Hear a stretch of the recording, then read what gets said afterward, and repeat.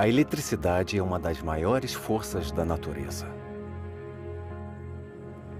Em meados do século XX, produzimos eletricidade para iluminar e abastecer o nosso mundo moderno.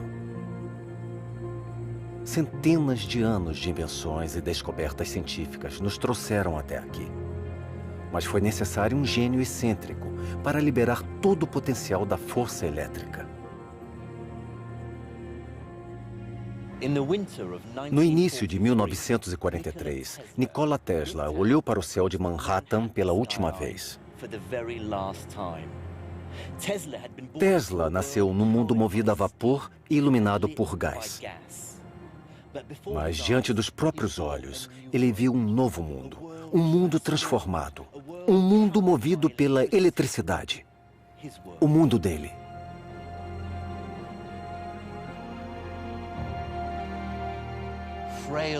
Frágil, solitário e ainda de luto pela morte de um de seus queridos pombos, esse gênio extraordinário e excêntrico sabia que havia realizado seu trabalho. E assim, deitou na cama para morrer. O corpo dele só foi achado após 3 dias.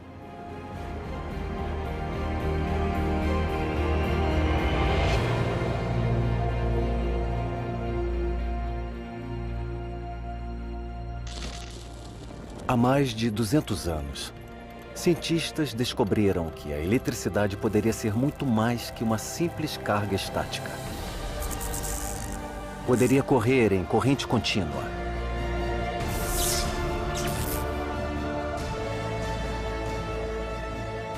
Mas estavam prestes a descobrir algo profundo: que a eletricidade está conectada ao magnetismo.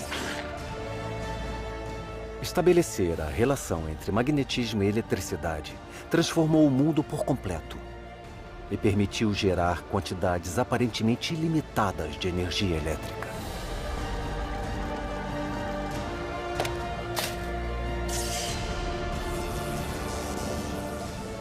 Esta é a história de como cientistas e engenheiros desvendaram a natureza da eletricidade e a usaram num século extraordinário de inovação e invenção. Mas não antes de uma das rivalidades mais chocantes na engenharia ser finalmente apaziguada. A história da eletricidade. Segundo episódio, a Era da Invenção.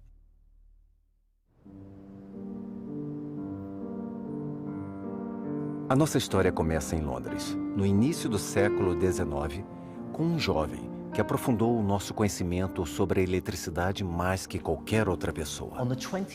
Em 29 de fevereiro de 1812, um encadernador autodidata de 20 anos, chamado Michael Faraday, chegou aqui, no Instituto Real da Grã-Bretanha.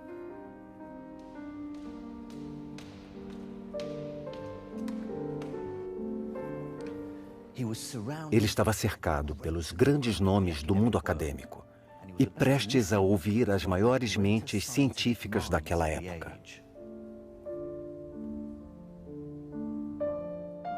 Faraday, filho de um ferreiro, concluiu sua educação formal aos 12 anos de idade. Ele nunca chegou à universidade, mas nunca parou de aprender, pois era fascinado pela ciência. Faraday trabalhava duro durante o dia, encadernando livros. Porém, à noite, ele lia toda a literatura científica que lhe estivesse disponível. Ele adorava aprender coisas novas sobre o mundo e possuía o constante desejo e paixão para compreender por que as coisas eram do jeito que eram.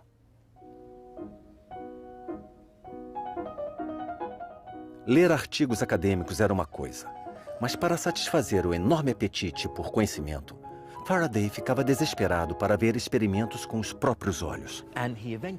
Ele finalmente teve uma chance quando foi convidado para assistir a uma das últimas palestras de um grande químico inglês da época, Sir Humphrey Davy. Isso mudou a vida do jovem Faraday para sempre.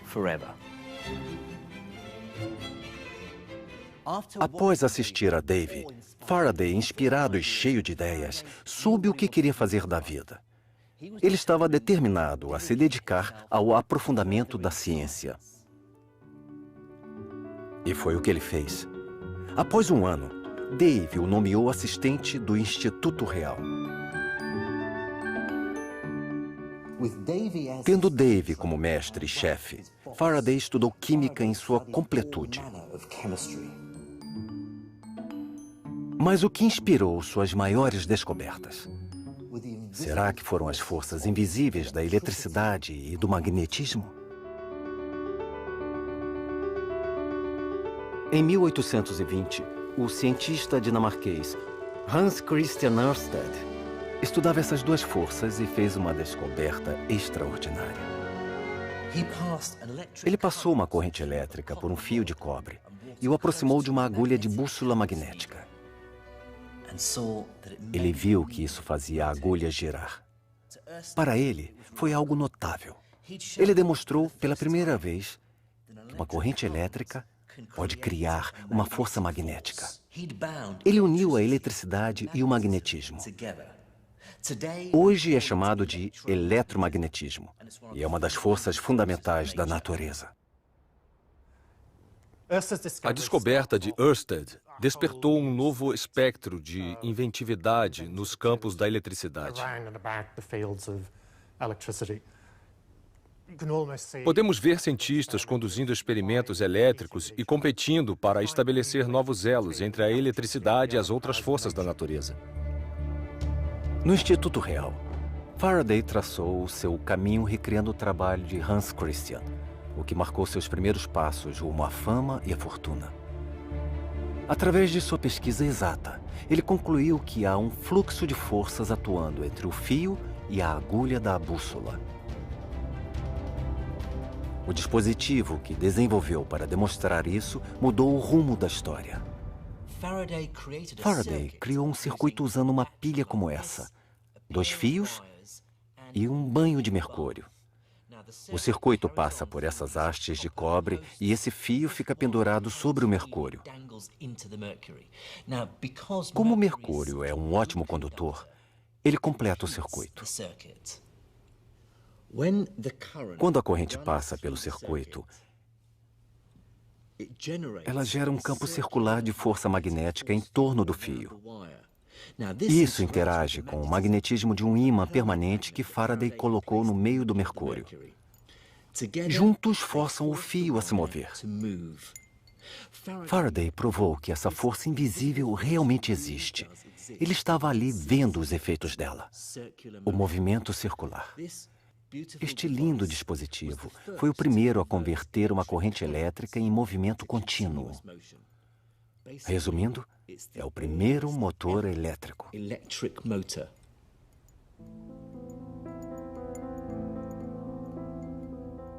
Mas Faraday estava prestes a aprofundar ainda mais esse experimento. Um dos efeitos duradouros da descoberta de Faraday sobre as rotações eletromagnéticas em 1821 foi demonstrar uma espécie de relação entre eletricidade, magnetismo e movimento. Faraday explorou exaustivamente tal relação e estabeleceu um desafio ainda mais difícil: usar magnetismo e movimento para produzir eletricidade. Tanta obsessão, entrega e determinação acabaram compensando. O grande avanço ocorreu em 17 de outubro de 1931, quando Faraday pegou um ímã como este e o pôs para dentro e para fora de uma bobina de fio. Assim, ele detectou uma corrente elétrica minúscula na bobina, que se movia para um lado e depois para o outro. Faraday sabia que havia descoberto algo. Depois de alguns dias, em vez de movimentar o ímã pela bobina de fio condutor, ele conduziu um experimento equivalente ao movimentar uma chapa de cobre pelo campo magnético.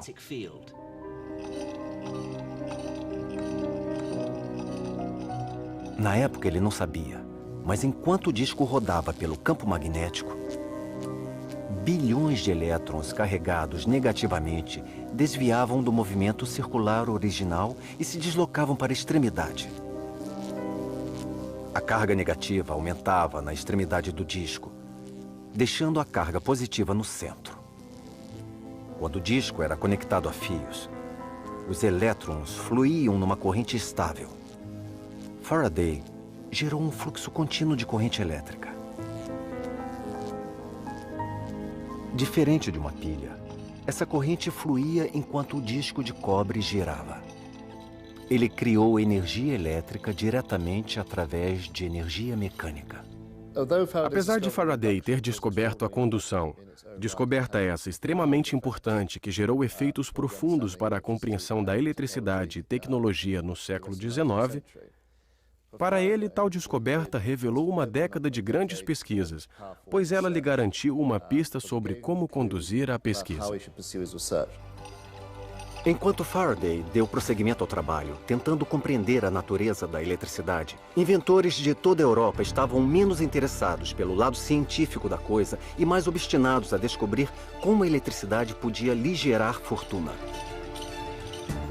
O mais notável sob uma perspectiva contemporânea é que, no geral, ninguém realmente se importava muito com o que a eletricidade é. É possível embarcar em grandes debates teóricos. É uma força, é um fluido, um princípio, uma energia, mas todos se interessavam nos desdobramentos práticos da eletricidade. Faraday, vivendo num mundo movido a vapor, informava a comunidade científica sobre a natureza da eletricidade. Ao mesmo tempo, houve outra descoberta. Como podemos usar a eletricidade? O primeiro dispositivo que tirou a eletricidade do laboratório e a entregou nas mãos de pessoas comuns foi o telégrafo.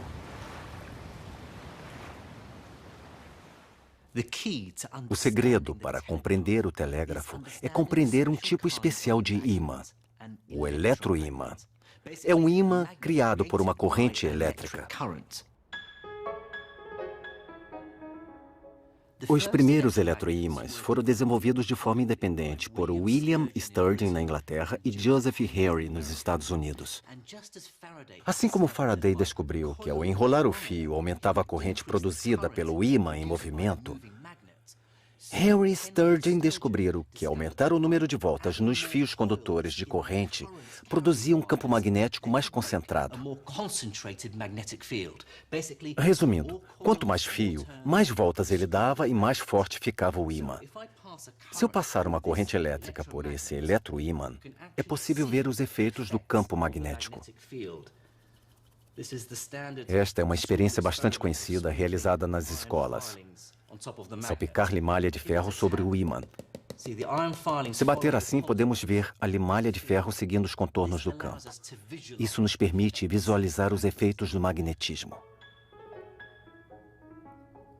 Para tornar um eletroímã ainda mais forte, Henry e Sturgeon descobriram que podiam colocar certos tipos de metal dentro da bobina eletromagnética. O ferro é tão eficiente e fascinante porque podemos considerar que ele é formado por inúmeros ímãs minúsculos, todos apontando para direções aleatórias. No momento, isto não é um ímã. Os ímãs minúsculos no interior estão alinhados de forma semelhante a essas agulhas de bússola. Estão todas apontando para diferentes direções. Mas ao aplicar o campo magnético, todas se alinham juntamente. Os ímãs se combinam e, de forma acumulativa, somam a força do eletroímã. Henry e Sturgeon colocaram 2 bobinas eletromagnéticas em cada braço de uma ferradura para criar algo muito mais poderoso.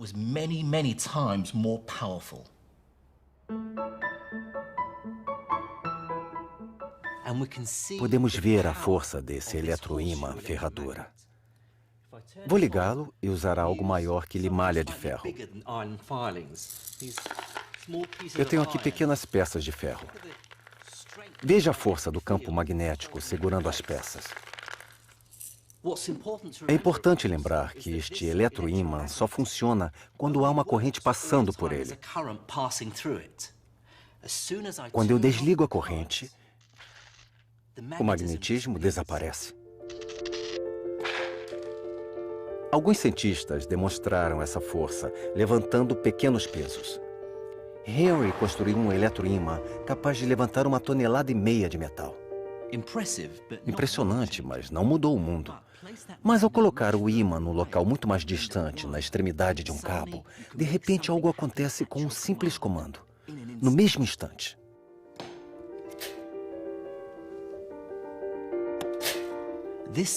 A habilidade de controlar um ímã à distância é uma das descobertas mais úteis.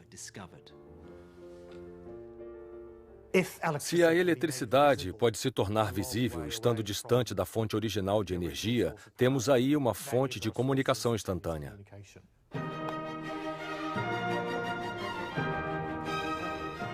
Em meados dos anos 1840, Samuel Morse desenvolveu um sistema de mensagem baseado na duração com que o circuito elétrico era ligado ou desligado. Um pulso longo de corrente para um traço, um sinal curto para um ponto. Isso permitiu que mensagens fossem enviadas e recebidas por meio de um simples código. Os primeiros comentários da época vitoriana refletem o fato de a eletricidade e o telégrafo estarem literalmente tornando o mundo um lugar menor. Era normal haver uma retórica no século XIX em que as pessoas se comunicavam através do telégrafo, que revela que uma comunicação e uma compreensão mais amplas tornaram a guerra obsoleta, pois todos passaram a se entender melhor, apesar de também parecer uma esperança utópica.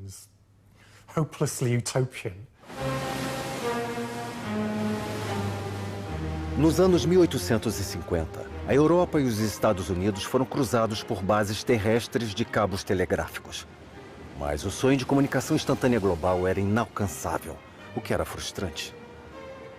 A razão para tal era a inexistência de cabos capazes de levar mensagens entre as duas maiores nações do mundo na época: Inglaterra e Estados Unidos.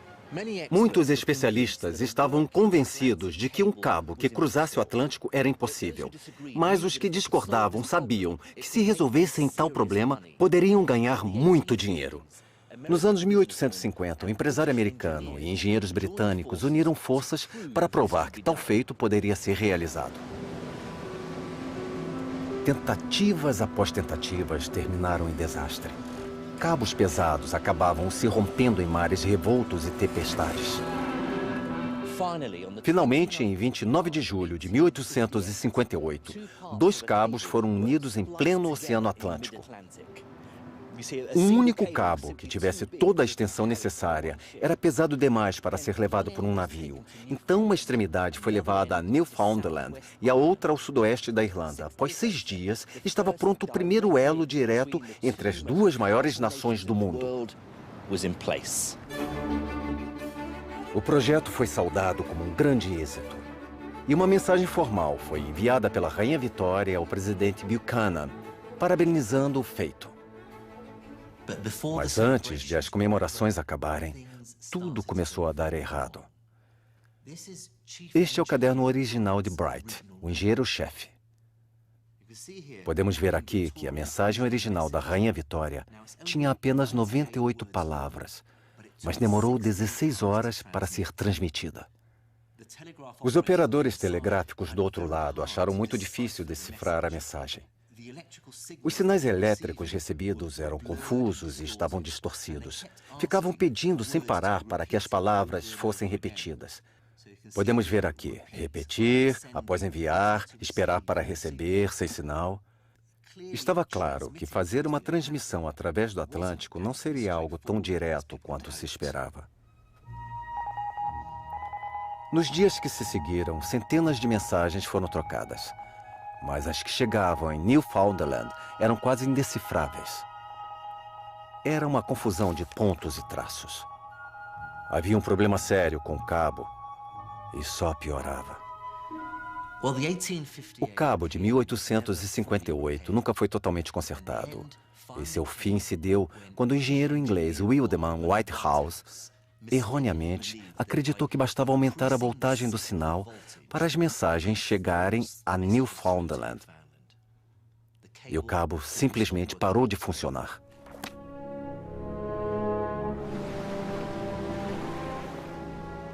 Na época, fazia sentido aumentar a voltagem através de pilhas mais potentes.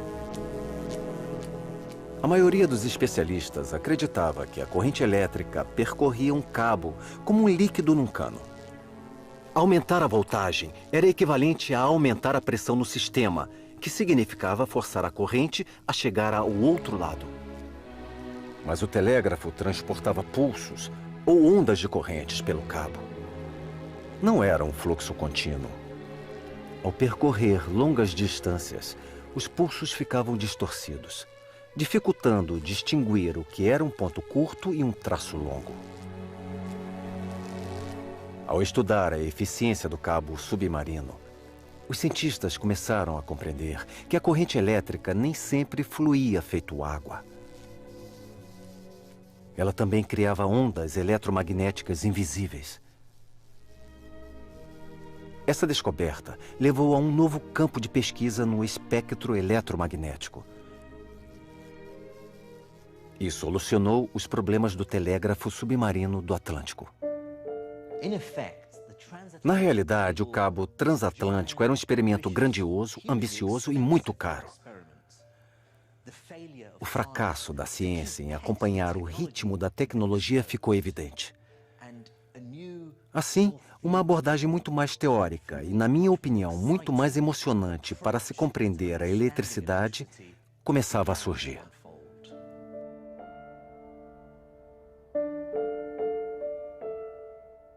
De posse desse novo conhecimento de como os pulsos elétricos se moviam pelo cabo, foram feitas melhorias em sua composição, projeto e elaboração. Foram necessários mais 8 anos de cientistas e engenheiros trabalhando em conjunto para um cabo em perfeito funcionamento ficar pronto. Em 27 de julho de 1866, uma sexta-feira, foi enviada uma mensagem da Irlanda para Newfoundland, clara e nítida. Foi assinado um tratado de paz entre a Áustria e a Prússia. Finalmente, o sonho de comunicação transatlântica instantânea se tornava realidade. O êxito do cabo de 1866 tornou o mundo um lugar menor. Mais uma vez. Um mundo em que eram necessários dias, semanas ou meses para as informações serem transmitidas, se transformou num mundo onde a informação era passada em segundos ou minutos. É algo muito mais profundo do que quase tudo que ocorreu na minha vida. A invenção do telégrafo mudou a vida das pessoas comuns. Mas foram os avanços na forma como se usavam correntes elétricas contínuas que tiveram um impacto ainda maior. Pois os inventores desenvolviam um novo meio de usar eletricidade para produzir algo que todo mundo gostaria de ter: a luz elétrica.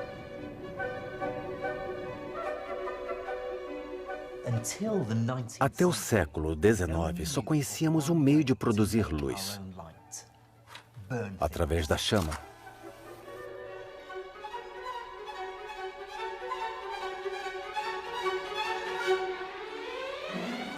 Em meados do século XIX, aperfeiçoamos um meio muito eficaz de iluminar os lares, utilizando gás.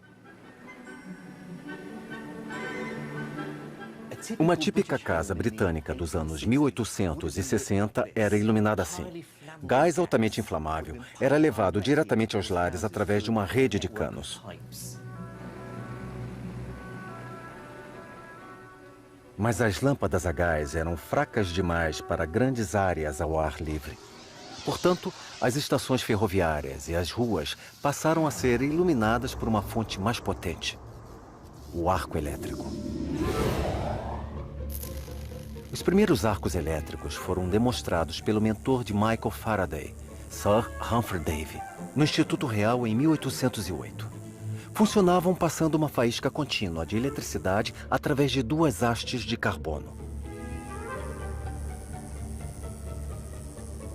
Mas o brilho intenso e branco produzido era forte demais para os lares.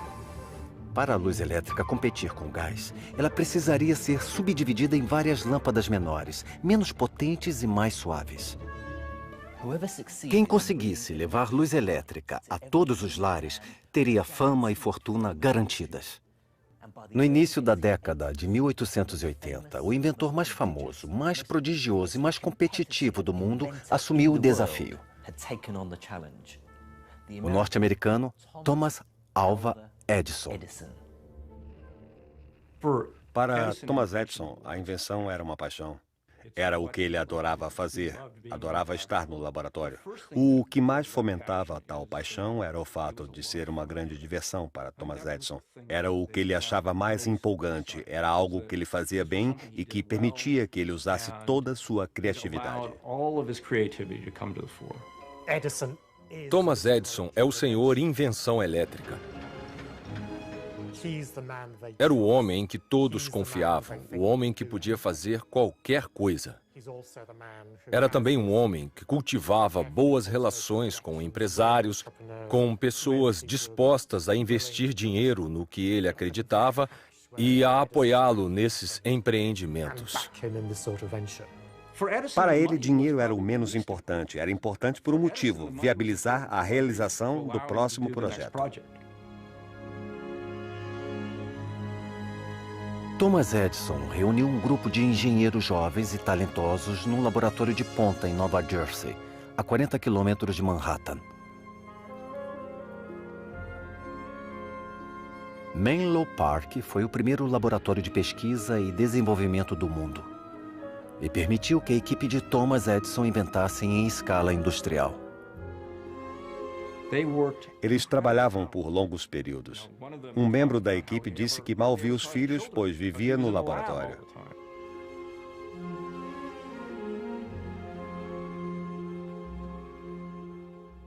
Mas todos sabiam que estavam envolvidos em algo importante. E se Edison tivesse êxito, seu futuro estaria garantido.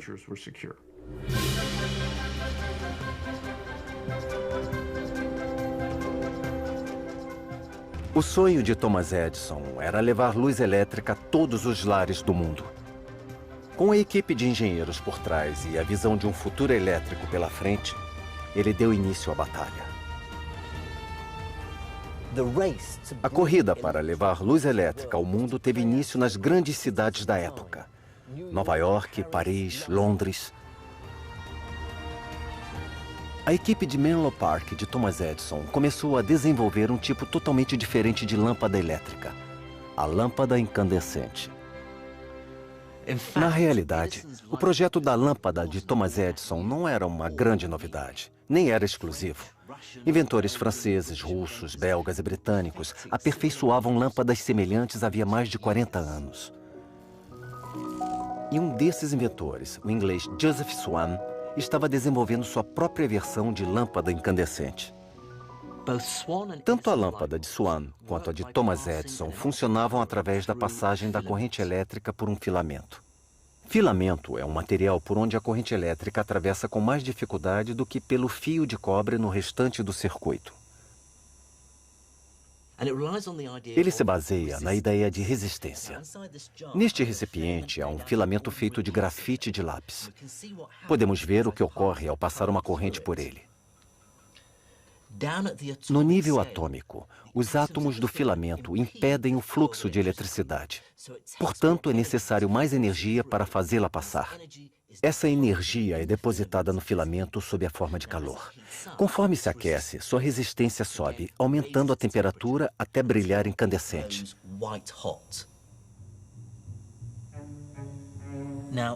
Um dos primeiros materiais que Thomas Edison usou como filamento foi platina. O ponto de fusão da platina é relativamente alto e ela pode ser aquecida a uma temperatura incandescente sem derreter. Ela também pode ser transformada em filamentos finos. Quanto mais fino o filamento, mais resistência oferece a corrente que passa por ele. Mas platina era caro. e não oferecia resistência suficiente. Tinha início, assim, a corrida para se chegar a uma alternativa melhor. A solução surgiu quando a equipe de Menlo Park adotou um método que Swan também estava desenvolvendo, usando um vácuo para evitar que filamentos de carbono mais baratos fossem consumidos rapidamente. Thomas Edison e Swan testaram diversos tipos de materiais para os filamentos, desde seda crua a pergaminho e cortiça. Thomas Edison chegou a testar a barba dos engenheiros. Ele acabou se contentando com fibra de bambu, e Swan usou tecido de algodão tratado. Os projetos da lâmpada de Thomas Edison e de Swan eram muito parecidos. Eles acabaram chegando a um acordo e fizeram parceria para vender lâmpadas no Reino Unido. Hoje, muita gente ainda acredita que foi Thomas Edison sozinho quem inventou a lâmpada. E Swan se tornou uma nota de rodapé na história.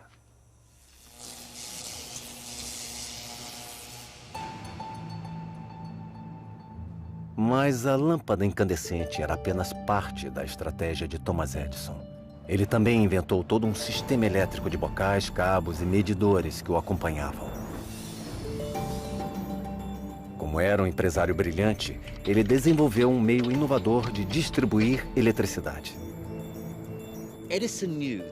Thomas Edison sabia que o segredo para ganhar dinheiro com o sistema que criara era gerar eletricidade numa estação central e depois vendê-la para o máximo de clientes possíveis. Parece óbvio hoje, mas até então, quem quisesse usar eletricidade tinha que ter seu próprio gerador barulhento para gerá-la. A ambição de Thomas Edison era enorme. Ele queria iluminar a maior e mais emocionante cidade do mundo.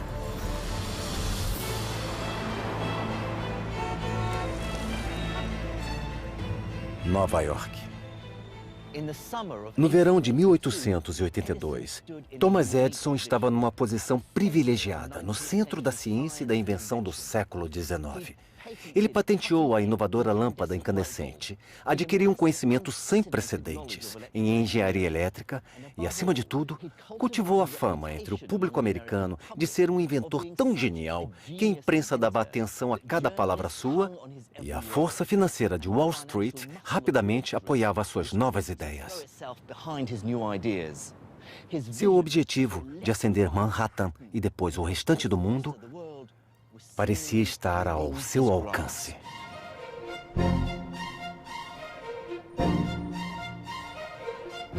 Thomas Edison e sua equipe estavam prestes a lançar o projeto mais caro e arriscado até então.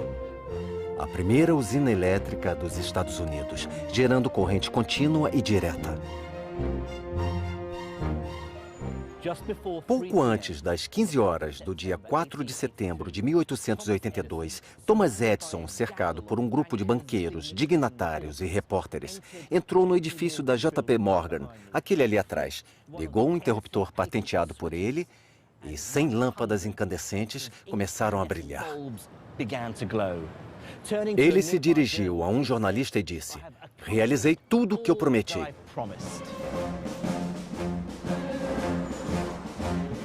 A 800 metros de distância, na rua Pearl, a nova usina elétrica de Thomas Edison, que custou $500 mil e consumiu 4 anos de trabalho árduo, começara a funcionar. A corrente era transmitida por cabos enterrados que se estendiam em todas as direções. Hoje parece óbvio para nós, mas na Nova York, do início da década de 1880, a ideia de enterrar cabos elétricos no solo parecia ser um gasto desnecessário. Esta rua era cruzada por centenas de cabos usados para telégrafos, telefones e arcos elétricos. Se olhássemos para cima na época, veríamos um emaranhado de fios bloqueando a luz. Thomas Edison sabia que essa situação perigosa tinha que mudar. Para ganhar o máximo de dinheiro possível, a eletricidade precisava de uma nova cara. Era necessário ser considerada segura. Thomas Edison defendia uma maior segurança do sistema de baixa tensão e fiação subterrânea. Ele defendia ter um sistema muito mais seguro que o do arco elétrico para as ruas e que o da iluminação a gás usada nos interiores. Não sendo necessário se preocupar com incêndios nem eletrocução, tudo era muito mais seguro devido ao sistema subterrâneo que ele criou.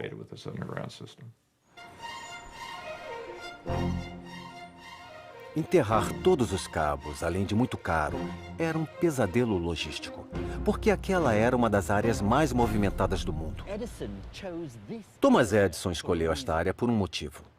Wall Street, rica, importante, influente. Para o sistema de Thomas Edison gerar lucros, os clientes ricos tinham que estar até 1,5 km de distância da usina elétrica.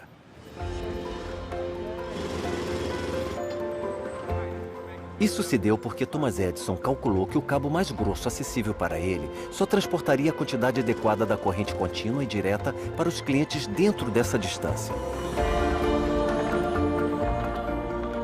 Foi um grande avanço, pois, pela primeira vez, dezenas de clientes poderiam ser supridos por apenas uma usina elétrica.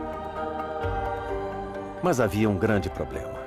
O sistema de Thomas Edison nunca seria econômico a ponto de iluminar os novos subúrbios do país, que não possuíam a concentração de clientes necessária para viabilizar a construção dessas usinas caras.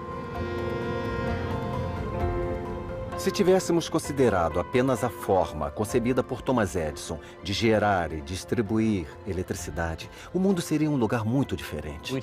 Haveria usinas elétricas espalhadas por aí, nunca numa distância maior que 1,5 km umas das outras, mesmo no centro das cidades. Seria extremamente caro fornecer energia a comunidades pequenas.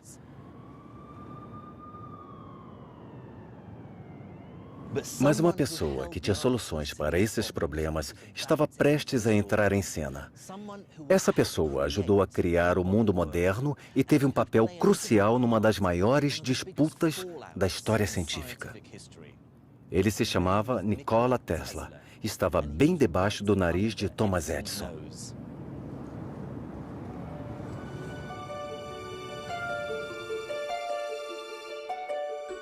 Nikola Tesla foi um inventor sérvio, nascido na Croácia, que trabalhou por pouco tempo para Thomas Edison quando chegou em Nova York aos 28 anos.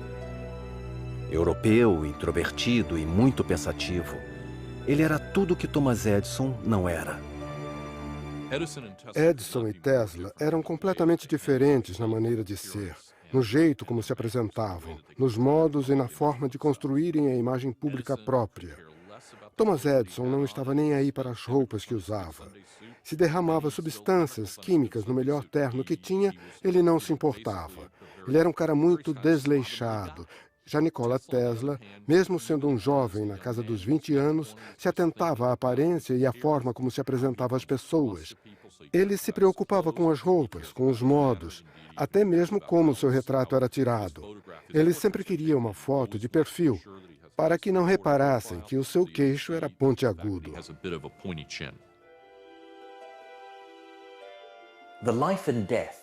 A vida e a morte de Nikola Tesla é uma das histórias mais fascinantes e trágicas de genialidade científica, rivalidade impiedosa e golpes publicitários chocantes. O público americano ficou impressionado com as novas usinas elétricas de corrente contínua de Thomas Edison, mas Tesla não achou nada demais. Ele vislumbrava a eletricidade transmitida a cidades inteiras, até mesmo nações. E ele acreditava saber como realizar isso usando um tipo diferente de corrente elétrica.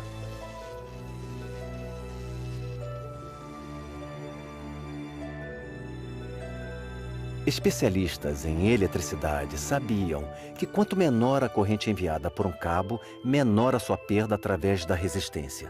E assim, o cabo poderia ser maior.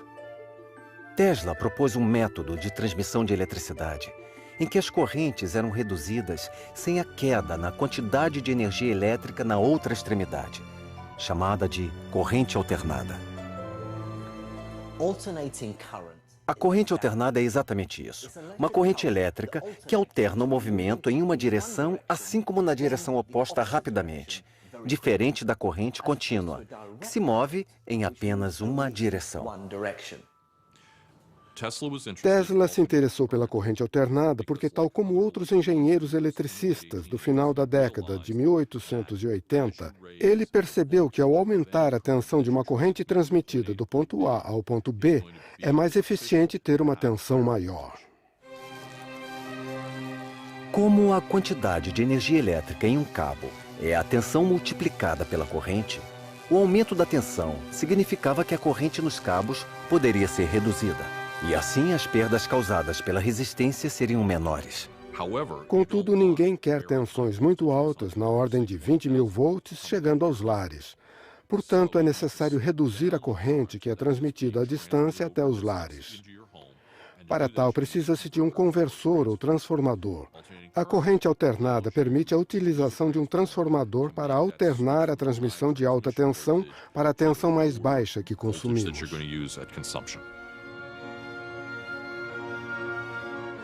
Aperfeiçoar a tecnologia para transmitir eletricidade a centenas de quilômetros de onde ela é gerada foi um passo gigantesco rumo ao mundo moderno. E um rico empresário industrial já estava desenvolvendo a solução. Ele era George Westinghouse. Westinghouse acreditava que a corrente alternada era o futuro, mas tinha uma grande desvantagem. Embora fosse boa para a luz elétrica, ao contrário da corrente contínua, não havia nenhum motor prático que a operasse. Ninguém acreditava que tal motor viesse a existir, com exceção de Nikola Tesla. Tesla, como inventor, gostava de dizer que a primeira coisa a se fazer não é construir algo, e sim imaginá-lo, pensar sobre ele, planejá-lo. Ele tinha aquilo que os psicólogos modernos chamam de memória fotográfica. Ele era capaz de se lembrar de tudo o que via e depois visualizar em 3 dimensões. É comum dizer que quem tem essa habilidade visualiza a um braço de distância, bem aqui, e enxerga em 3 dimensões nesse espaço. Tudo indica que Tesla tinha essa habilidade.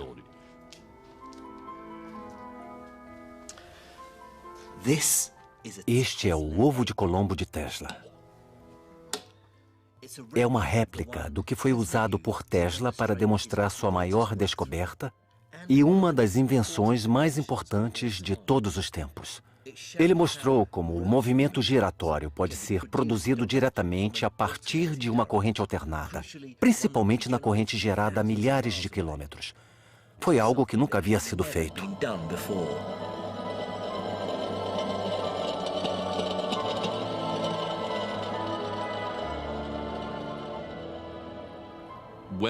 Quando Tesla trabalhava no motor de corrente alternada, ele pensava grande.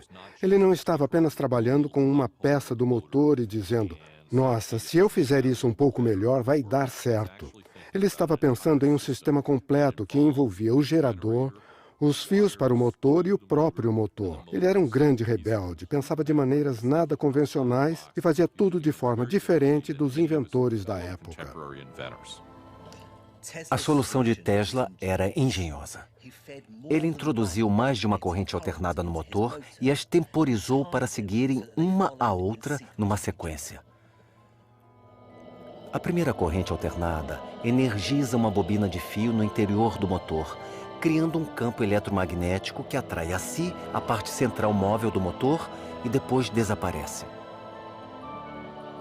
A segunda corrente sobreposta alimenta a bobina seguinte, arrastando a parte móvel para ainda mais longe antes de desaparecer. O mesmo ocorre com a terceira e quarta bobinas. O resultado é um campo magnético giratório forte a ponto de fazer o motor, neste caso o ovo, girar. Tesla elaborou um sistema elétrico a partir dessa transmissão polifásica. Isso tornou possível que a usina elétrica, barulhenta, fétida e geradora de muita corrente alternada útil, pudesse estar localizada longe de áreas povoadas. Pela primeira vez, foi possível construir grandes usinas elétricas onde se desejasse, na saída das cidades, em uma catarata como Niágara, e distribuir energia por longas distâncias e atender a população de uma grande cidade ou centro urbano. A descoberta de Tesla foi a última peça do quebra-cabeça. Mas ele ainda tinha que convencer o mundo de que a sua solução era melhor que o método da corrente contínua defendido por Thomas Edison.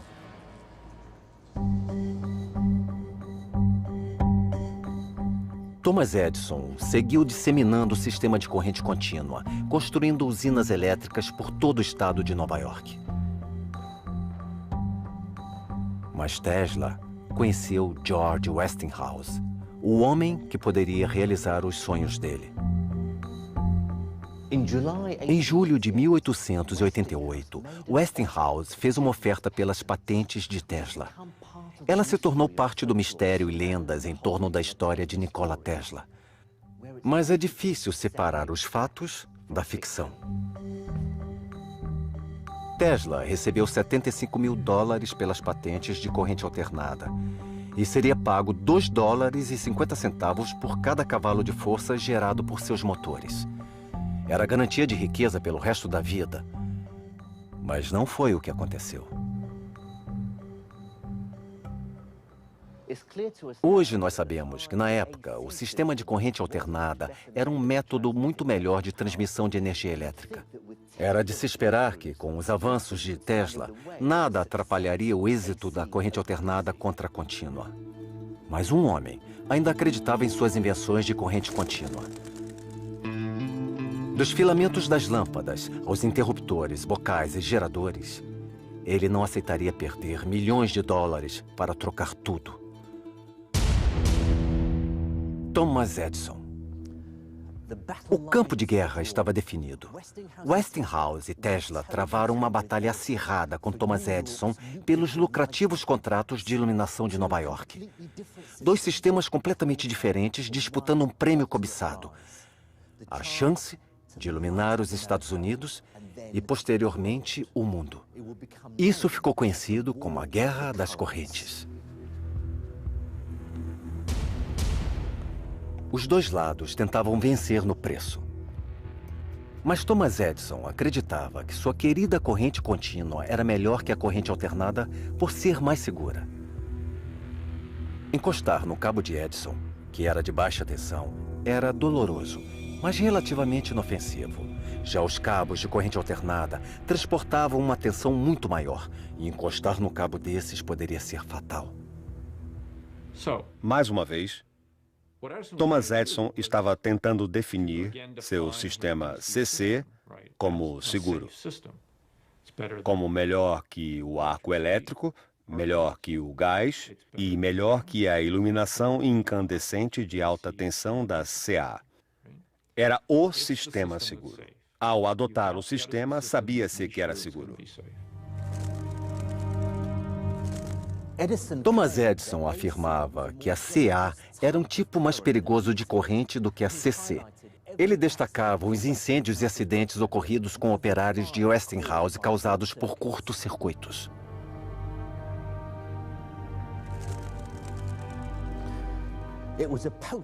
Era uma propaganda eficaz, pois nos anos 1880, muitos ainda estavam apavorados com a eletricidade. Ela podia dar choque e até matar instantaneamente, e as razões para tal ainda não eram totalmente compreendidas. Para muitos, a ideia de canalizar esse assassino invisível rumo aos lares era ridícula. Portanto, a arma usada na Guerra das Correntes foi o medo. Um engenheiro pouco conhecido, Harold P. Brown, estava prestes a levar a luta contra a CA a um novo patamar. Foi uma das campanhas publicitárias mais radicais e negativas na história da humanidade. Brown desenvolveu uma forma singular e teatral de demonstrar o poder mortal da CA. Ele estava ansioso para exibi-la ao mundo. Em uma noite quente de verão, em julho de 1888, ele se reuniu com 75 grandes engenheiros eletricistas do país e repórteres para testemunhar um espetáculo que nunca esqueceriam.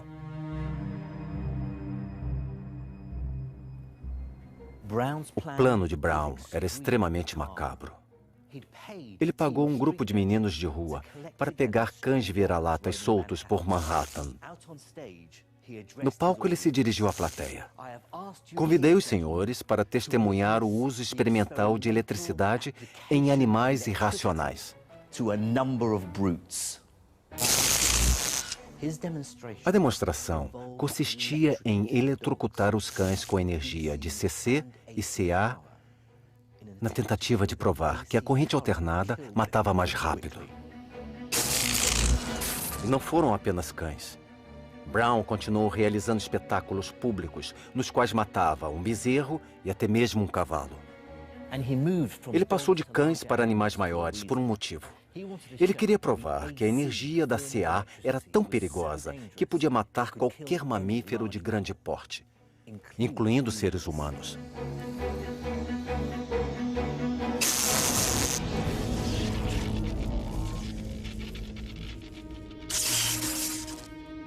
As experiências de Brown com animais convenceram os políticos americanos de que o método mais humano de execução de criminosos condenados era com a corrente alternada gerada pelas máquinas de Westinghouse.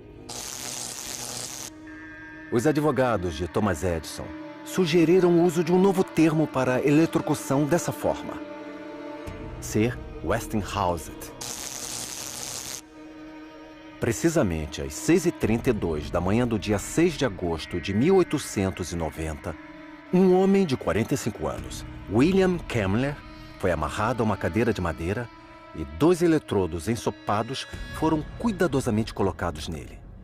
Enquanto 26 funcionários e médicos observavam da outra sala, Kemmler se despediu do capelão da cadeia e esperou.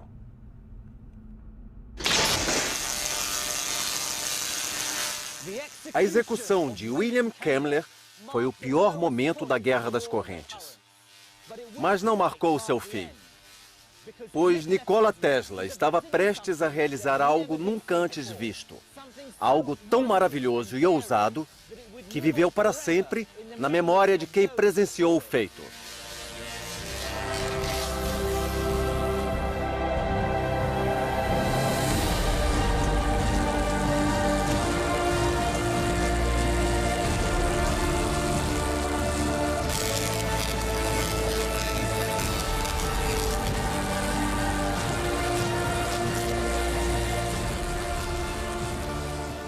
Tesla vinha desenvolvendo um método de geração de correntes alternadas de alta frequência.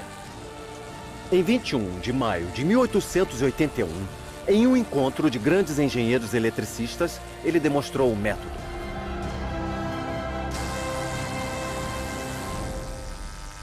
Numa exibição quase mágica de incrível poder e surpresa, sem usar cota de malha nem máscara de segurança, dezenas de milhares de volts produzidos por uma bobina de Tesla atravessaram o corpo dele até a extremidade de uma lâmpada que ele segurava.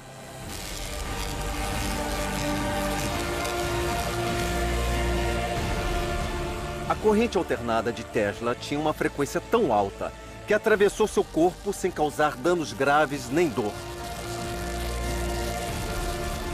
A demonstração revelou que, se manejada corretamente, a corrente alternada em tensões extremamente altas podia ser segura. A Guerra das Correntes foi vencida por Westinghouse e Tesla. Em 1896, a nova usina elétrica foi concluída nas cataratas do Niágara, usando geradores de CA de Westinghouse para produzir a corrente polifásica de Tesla. Finalmente, grandes quantidades de energia poderiam ser transmitidas das cataratas até próximo a Buffalo. Alguns anos depois, a usina de Niágara fornecia energia à cidade de Nova York. Atualmente, quase toda a eletricidade gerada no mundo é produzida através do sistema de Tesla.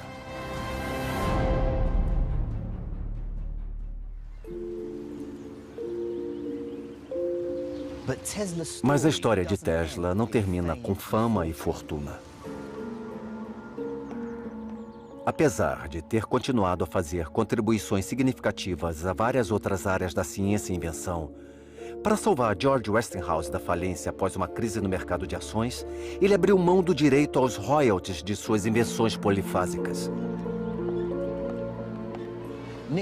Nikola Tesla foi um homem singular e talentoso a quem devemos muito. Mas ele também era muito complicado. Infelizmente, no fim de sua vida, ele ficou ainda mais perturbado. Tinha fixação pelo número 3, contava 3 em voz alta ao caminhar e desenvolveu fobias estranhas a germes e a mulheres que usavam pérolas. Em muitos aspectos, essa mente brilhante ficou fora de controle.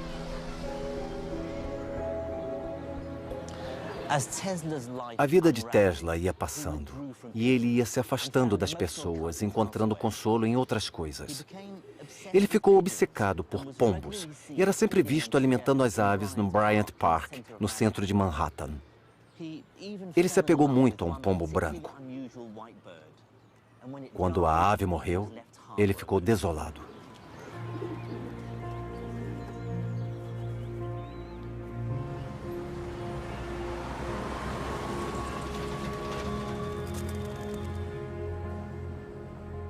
Quando envelheceu, Tesla ficou sozinho e quase falido. Ele viveu praticamente recluso neste hotel.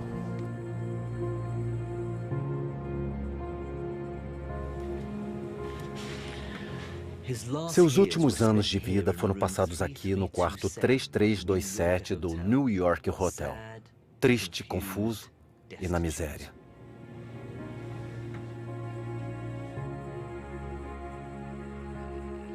Thomas Edison se tornou um herói americano. E sua empresa acabou fazendo parte da General Electric. Ainda hoje, uma das maiores empresas multinacionais do mundo. Em janeiro de 1943, a história de Nikola Tesla chegou ao fim. Ao observar Manhattan pela última vez, ele viu um céu iluminado por luzes reluzentes e 1 milhão de vidas transformadas por sua genialidade.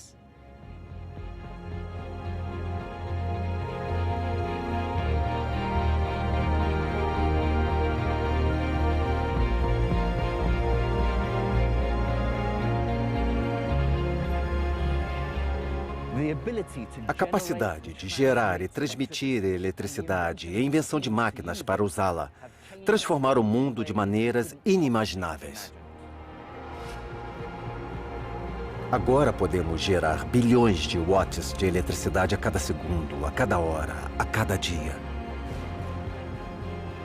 Independente de usar carvão, gás ou fissão nuclear, todas as usinas elétricas se baseiam nos princípios descobertos e desenvolvidos por Michael Faraday, Nikola Tesla e todos os engenheiros eletricistas pioneiros dessa maravilhosa era da invenção. Para nós, a eletricidade não é nada demais. Esquecemos que ela já foi uma força mágica e misteriosa. Mas não podemos esquecer uma coisa. Hoje, sem ela, o mundo moderno entraria em colapso e a vida seria muito diferente.